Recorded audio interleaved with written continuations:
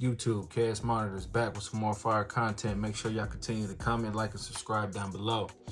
So before I jump straight into why substrate is so important for reptiles, I want to talk about a few brands of substrate that I don't recommend you reptile keepers to use. So there's a lot of substrate out there. A lot of hardware stores sell them: Home Depot, Lowe's, Ace Hardware. The list goes on. It's readily available.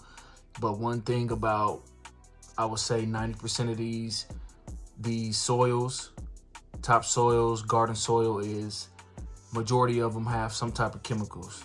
They either have dyes in them, fertilizers, manure, or some type of steroid or additive.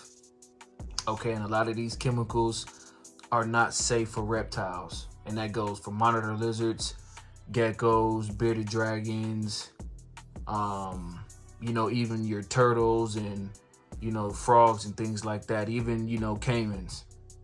It's just not safe for reptiles.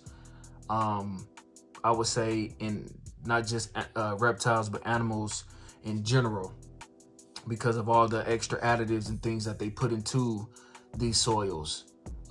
So I wanted to touch on a few that I've seen throughout the years that are heavy in the reptile community.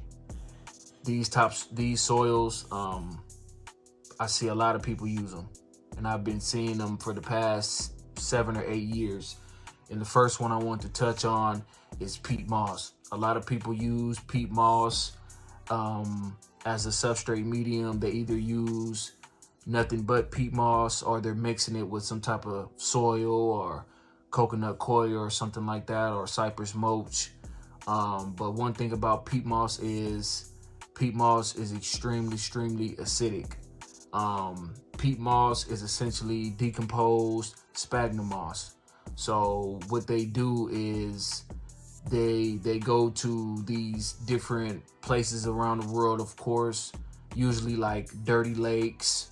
You're not really gonna find peat moss when it comes to riverbeds and things like that, because a river is a freshwater system basically, and there's a constant current of water flowing. So they find peat moss on these lakes where the water is stagnant, where there's no current, and they also find them in swamps and wetland marshes.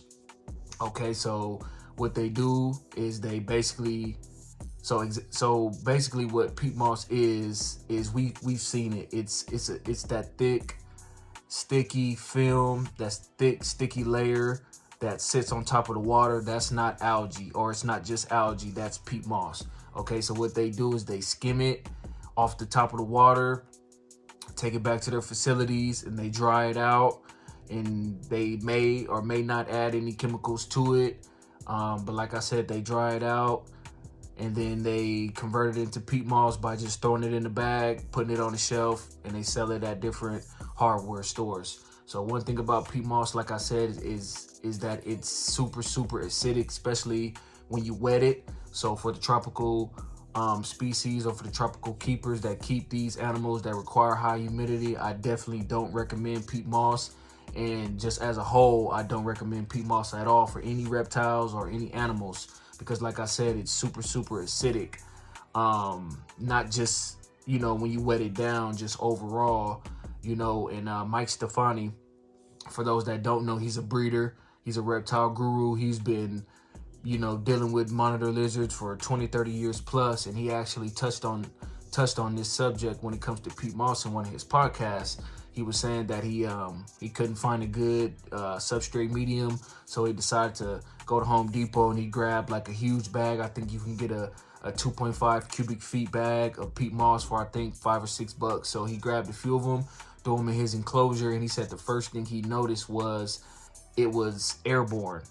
So he dumped all the substrate in his enclosure, and he literally sat there for 20 or 30 minutes waiting for the peat moss to settle, but it never did. It was just, basically floating in the air.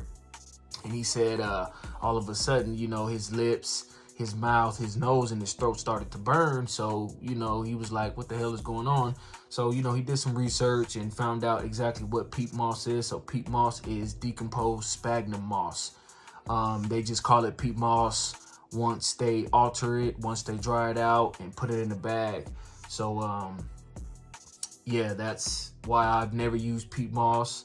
I suggest that you don't use peat moss in your enclosure, no matter if you're mixing it with whatever substrate you're using. I advise you not to use it. You know, just be safe. It's better to be safe than sorry.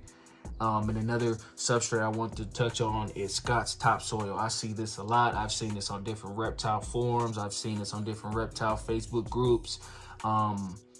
I'm on a few reptile Facebook groups, but I don't make any posts. I just go on there because I enjoy seeing monitors and, you know, how people build their enclosures. So when it comes to the Scott topsoil, it's a conditioner. So basically, when you see premium or conditioner or something like that, then that just lets you know right off the bat that this soil is not safe for reptiles. It has steroids in it, chemicals or dyes. And one thing about these topsoils or these garden soils is all you have to do is just look on the bag and it'll give you a long list of ingredients. It'll say fertilizer, manure, contains this, contains that, different chemicals or whatever. So it's not rocket science. It's not hard to find out what's safe and what's not safe for reptiles. All you have to do is just take your time and actually do your research on what's good for your reptile. And if you don't feel comfortable, if you don't think it's safe to use in your reptile's enclosure, then 9 times out of 10, it's not good to use. You know, you always want to go with your instincts. You always want to go with your heart when it comes to anything you're doing, anything you're providing for your reptile, especially substrate. Because one thing about substrate is once you put it in your enclosure, there's no way for your animal to escape any negative biologicals that are now in the air. You get what I'm saying? These reptiles are in confined spaces 24/7. So basically, you know, your animal will be quote unquote suffering, you know, day in and day out if you were to put something in his enclosure that shouldn't be there. You get what I'm saying? It's the same thing for humans. If our toilet stopped working and we were locked in our bathroom for a week, you know, and our toilet is full with feces and urine, and we were just stuck in our bathroom breathing and ingesting in all these toxins, you know, it'll make us sick. It's the same thing for these animals. These animals have no way to escape when it comes to our enclosures that we build for them. So, you know, they'll just sit there and suffer. They'll either die slow, or over time they will start to develop all these different health issues stemming from, you know, the negative biologicals that are in the air that came from whatever type of substrate you're using.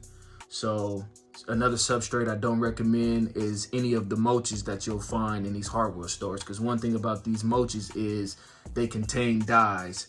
The material may be organic because it comes from basically chopped trees, but what they do with these cypress mulches is they dye them and they sell them, because a lot of people like to, you know, put them in their flower beds along the driveways of their houses, basically for, you know, the aesthetic look of their house. You know, they want their backyard or their front yard to pop more. So that's why these different hardware stores sell these mulches in different colors. For instance, we all seen them. You've got maroon mulches, you got dark brown mulches, you got light brown mulches, and even dark mulches. So, you know, don't use the mulches that you see at these hardware stores either, just because you can get a huge 50 or 60 pound bag for $3 or $4. You get what I'm saying? You never want to go the cheap route when it comes to reptiles, especially when it comes to substrate, because like I said, these animals will not be able to escape any vapors that are getting expelled from the soil, any toxins, any dyes, or anything like that. You know, they'll just have to sit there and suffer. So that's what you don't want. You get what I'm saying? So always do your research, read the ingredients on the bag. And one of the last points I want to touch on is false advertisement when it comes to garden soils and topsoils. I was reading up on the topsoil that contained peat moss. They were talking about basically how people were buying it to use to build like a pit for their dog to dig in, right? And it said that it's safe for animals, it's safe for dogs. But in the next sentence, it said it's safe as long as your dog doesn't ingest peat moss, or as long as your dog doesn't eat the peat moss, because if it does ingest or eat the peat moss, it's going to cause your dog to vomit, or it'll cause serious stomach aches. So that's another thing. Watch out for false advertisement, because what they should have said on that article is peat moss is safe to a certain extent. That's how it should have been labeled.